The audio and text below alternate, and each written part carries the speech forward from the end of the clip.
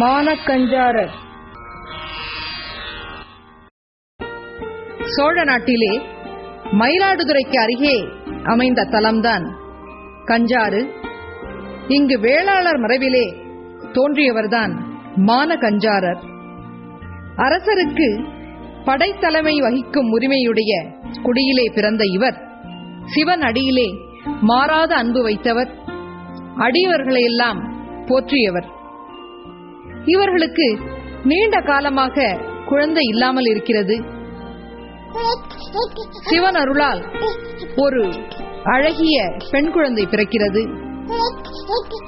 மிக பெருமையாக நினைத்து அதனை கொண்டாடுகிறார்கள். தன் மனைவியை வணங்கி மகிழ்கிறார் அடியார். அந்த பெண் அழகாக வளருகிறார். நாளொரு மேனியும் பொழுதொரு வண்ணமுமாக கலிக்காமர், ஏயர்கோன் கலிக்காமர் என்ற ஒரு அழகிய மணாளனுக்கு திருமணத்தை நிச்சயம் செய்கிறார்கள். மணமகள் வீட்டிலே திருமண ஏற்பாடு நடந்து கொண்டிருக்கிறது. அந்த நிலையிலே இந்த மானக்கஞ்சாரரின் அன்பின் திறத்தையும் அவர் மகளின் பண்பையும் அந்த குடும்பத்தாரின் அன்பையும் இந்த உலகுக்கு அறிவிக்க இறைவன் திருவுளம் கொண்டார். ஒரு மாவிரத முனிவராக அந்த திருமண மண்டபம் நோக்கி வருகிறார். அந்த முனிவர்கள், அந்த மாவிரதிகள் தன்னுடைய மார்பிலே மயிர் பூணூலை அணிந்திருப்பார்கள். ஒரு நல்ல நாளிலே வந்திருக்கிறார். தன் மகளை வாழ்த்த வேண்டும் என்று மகளையும் அழைத்துக் கொண்டு வந்து குடும்பமாக திருவடி பணிகிறார்கள். அப்பொழுது அந்த மாவிரதி அந்த மணப்பெண்ணின் அழகிய நீண்ட கூந்தலை பார்க்கிறார். பார்த்த வினாடியே இந்த கூந்தல் நமது பஞ்சவடிக்காகும். பஞ்சவடி என்பது அந்த மயிரினாலே திரிக்கப்பட்ட பூணல். மகளின் திருமணம். அந்த வீட்டிலே சுற்றத்தார்கள் அனைவரும் இருக்கிறார்கள். மாப்பிள்ளை வரப்போகிறார். பெண் தயாரான நிலையிலே, திருமணத்திற்கு தயாரான நிலையிலே அங்கே இருக்கிறார். அந்த நிமிடம் கூட யோசிக்கவில்லை, தாமதிக்கவில்லை. மனதிலே வேற எதுவும் தோன்றவில்லை. ஒரு வினாடி கூட தாமதிக்காமல் வாளை எடுத்து கூந்தலை அறிந்தார். என் நல்வினை பயனால் இதை தர நேர்ந்தது என்று அந்த முனிவரின் கையிலே மிகவும் சந்தோஷமாக, பெருமையாக, குடும்பமாக அதனை விரும்பி கொடுக்கிறார்கள். ஒரு பெண்ணுக்கு கூந்தல் அழகு, மங்களம் கூட.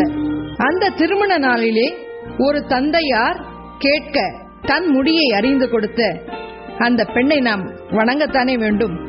ஆக இந்த அடியாரின் உள்ளத்து உறுதியை, இவர் சிவனடியார் மேல் வைத்திருந்த பக்தியை உலகிற்கு உணர்த்த அளவிலே முனிவர் மறைந்தார்.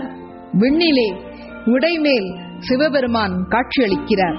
மானக்கஞ்சாரர் மனமுருகி மலரடி பணிந்து தொழுதார்.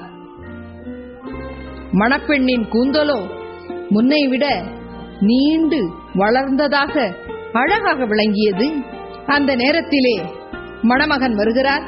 திருவருளால் நிகழ்ந்த நிகழ்ச்சியை கேள்விப்படுகிறார்.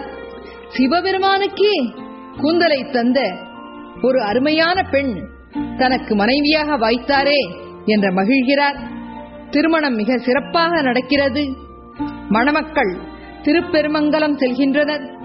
சிவனாரின் திருவடியை நாளும் நினைக்கிறார்கள். அடியார்களுக்கு அமுதூட்டி பல திருப்பணிகளை செய்து மகிழ்கின்றனர்.